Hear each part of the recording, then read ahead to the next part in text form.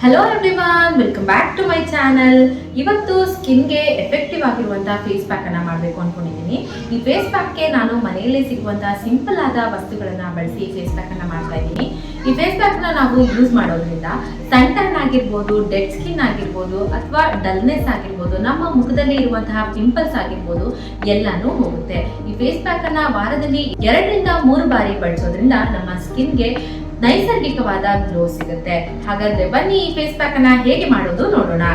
ಅದಕ್ಕಿಂತ ಮೊದಲನೇದಾಗಿ ನೀವಿನ್ನು ನಮ್ಮ ಚಾನಲ್ಗೆ ಸಬ್ಸ್ಕ್ರೈಬ್ ಆಗಿಲ್ಲ ಅಂದ್ರೆ ಸಬ್ಸ್ಕ್ರೈಬ್ ಮಾಡಿಕೊಳ್ಳಿ ಮತ್ತು ಪಕ್ಕದಲ್ಲಿ ಕಾಣುವ ಬೆಲ್ ಐಕಾನ್ ಅನ್ನ ಕ್ಲಿಕ್ ಮಾಡಿ.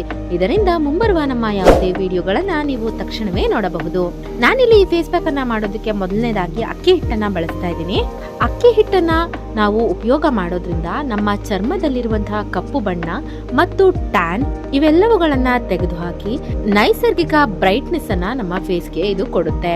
ಮತ್ತು ಅಕ್ಕಿ ಹಿಟ್ಟು ಸ್ಕ್ರಬ್ ನಂತೆ ಕೆಲಸ ಮಾಡಿ ಡೆಡ್ ಸೆಲ್ ಅನ್ನ ತೆಗೆದುಹಾಕುತ್ತೆ. ನಂತರ ಈ ಅಕ್ಕಿ ಹಿಟ್ಟಿಗೆ ನಾನು ಹಾಲನ್ನ ಬಳಸ್ತಾ ಇದ್ದೀನಿ. ಹಾಲು ಕಾಯಿಸಿರೋದಲ್ಲ, ಹಸಿ ಹಾಲು. 1 ರಿಂದ 2 ಸ್ಪೂನು ನೋಡ್ಕೊಂಡು ಮಿಕ್ಸ್ ಮಾಡಿದ್ರೆ ಆಗುತ್ತೆ. ಹಾಲಿನಲ್ಲಿರುವ ಲ್ಯಾಕ್ಟಿಕ್ ಆಮ್ಲ ಚರ್ಮವನ್ನ ಮೃದುವಾಗಿಸುತ್ತೆ ಹಾಗೂ ನ್ಯಾಚುರಲ್ ವೈಟ್ನಿಂಗ್ ಅನ್ನ ಮುಖಕ್ಕೆ ಕೊಡುತ್ತೆ. ಇವೆರಡನ್ನು ನೀಟಾಗಿ ಮಿಕ್ಸ್ ಮಾಡ್ಕೋಬೇಕು. ಯಾವ ಕನ್ಸಿಸ್ಟೆನ್ಸಿಗೆ ಅಂದರೆ ಕ್ರೀಮ್ ಇರುತ್ತಲ್ಲ, ಕ್ರೀಮ್ ಥರ ಬರಬೇಕು ಈ ಪೇಸ್ಟು. ತುಂಬ ತೆಳ್ಳಗಾದರೆ ಮುಖಕ್ಕೆ ಹಚ್ಕೊಳಕ್ಕಾಗಲ್ಲ.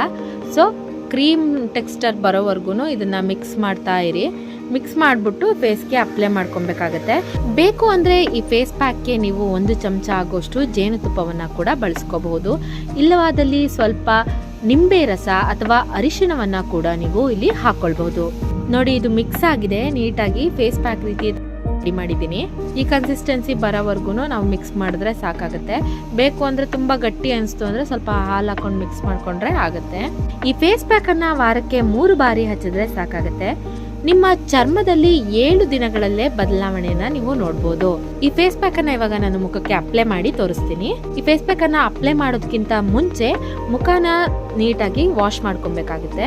ಸ್ವಲ್ಪ ತಣ್ಣೀರ್ ತಗೊಂಡು ಅಥವಾ ಸ್ವಲ್ಪ ಉಗುರು ಬೆಚ್ಚಗಿನ ನೀರಲ್ಲಿ ಮುಖನ ವಾಶ್ ಮಾಡ್ಕೊಳ್ಳಿ. ನಂತರ ಈ ಪೇಸ್ಟ್ ಅನ್ನ ಸಣ್ಣ ಲೇಯರ್ ಆಗಿ ಮುಖದ ಮೇಲೆ ಹಚ್ಕೊಳ್ಬೇಕಾಗುತ್ತೆ. ನೋಡಿ, ಇವಾಗ ನಾನು ಕಂಪ್ಲೀಟ್ ಆಗಿ ಅಪ್ಲೈ ಮಾಡ್ಕೊಂಡಿದ್ದೀನಿ.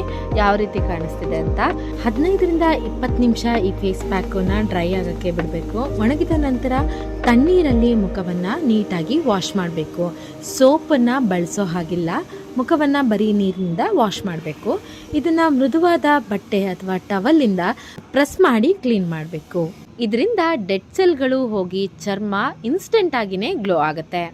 ಯಾವ ರೀತಿ ಫೇಸ್ ಕಾಣಿಸ್ತಿದೆ ಅಂತ ನೋಡಬಹುದು ನೀವೇನೆ.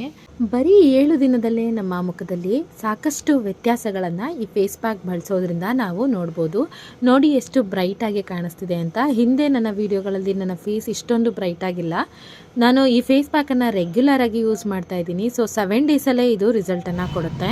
ನೋಡಿದ್ರಲ್ಲ ಫ್ರೆಂಡ್ಸ್, ಮನೆಯಲ್ಲೇ ಸಿಗುವಂತಹ ಸಿಂಪಲ್ ಆದ ವಸ್ತುಗಳನ್ನ ಬಳಸಿ ಯಾವ ರೀತಿ ನಮ್ಮ ಸ್ಕಿನ್ ಕೇರ್ ಅನ್ನ ಮಾಡ್ಕೊಳ್ಬಹುದು ಅಂತ. ಹೋಪ್ ಎಲ್ರಿಗೂ ಈ ವಿಡಿಯೋ ಇಷ್ಟ ಆಗಿದೆ ಅನ್ಕೋತೀನಿ. ಈ ವಿಡಿಯೋ ನಿಮ್ಗೆ ಇಷ್ಟ ಆಗಿದ್ರೆ ಲೈಕ್ ಮಾಡಿ, ಶೇರ್ ಮಾಡಿ ಮತ್ತು ನಮ್ಮ ಚಾನೆಲ್ ನ ಮರೀದೆ ಸಬ್ಸ್ಕ್ರೈಬ್ ಮಾಡಿಕೊಳ್ಳಿ. Thank you.